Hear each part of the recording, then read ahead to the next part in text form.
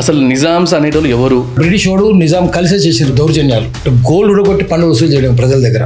1000 మంది గోండులను ఉద్దేశం నిర్మల్లో రామ్జీ గోండు మనకు తెలియాలిగా చరిత్ర. చంపించి 3 ఊర్ల ఆడపిల్లలందరూ తీసుకొచ్చి బట్టలు ఇప్పించి బతుకమ్మలు ఆడింది. సిగ్గుందా వాళ్ళకు? ఒక్క రజాకారుని పట్టుకున్నారా? ఇంత పెద్ద జరిగితే అవన్నీ ఏమి లేకుండా నిజాం గొప్పోడు, బ్రిటిష్ వాడు గొప్పోడు, అవన్నీ మనం చదువుతాము, ఆహా ఓహో అంటాం.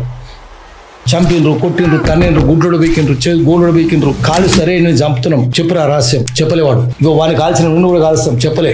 ఇదంతా ఎవరు రాసుకున్నారు? ఆ ఆర్మీ ఆఫీసర్లు ఏమేం చేశారు అన్ని రాసుకున్నారు. ఇంత చరిత్ర పెట్టుకుని ఢిల్లీ కూర్చున్న జోకర్లు ఏదో మాట్లాడితే మనం వినాలనా? చెయ్యి మెలేసి చెప్పాలి వానికి, ఇదిరా మా చరిత్ర అని ఘనంగా చెప్పుకోవాలి. భద్రాచలం దగ్గర ఇంకా 10 అడుగులు మీరు పోలవరం లేపితే రాముడి గుడి కూడా మునిగిపోతుంది. ఢిల్లీలో ఏమో శ్రీరామచంద్ర మహారాజ్కి జై, భద్రాచలంలో ఉంగబెట్టి రామన్ గోదావరిలో తొయ్.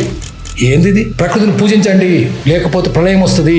ప్రకృతిని కంట్రోల్ చేసే శక్తి నీకుందా? ఒక్కసారి నదులు పొంగితే ఏం చేస్తావు? కొండల మీద పడితే ఏం చేస్తావు? భూకంపాలు వస్తే ఏం చేస్తావు? If you play with nature, nature will play havoc with you. 25th June 1975 emergency declare అయిన రోజు ఇష్టం వచ్చినట్టు చేశారు. ఇందిరాగాంధీ ఒక్క పని చేయమంటే వాళ్ళు 10 పనులు చేశారు. బుల్డోజర్లు తీసుకొని పోయినారు. చాలా మంది ఇల్లు కూలుస్తుంటే ముస్లింలు పోయి కింద పండుకున్నారు, వాళ్ళ మీదకి వెళ్ళిపోయినాయి. దానివల్ల ఏమైనా తర్వాత తుక్కు ఓడిపోయింది. ప్రజల మీద దురాగతాలు చేస్తే ప్రజలు క్షమించరు. హైడ్రా వద్దు, పేదల జోలికి పోకండి, పేదల ఉసురు పోసుకోకండి. ఉసురు పోసుకుంటే నువ్వు పసరు పోసుకుంటావు కంట్రీ.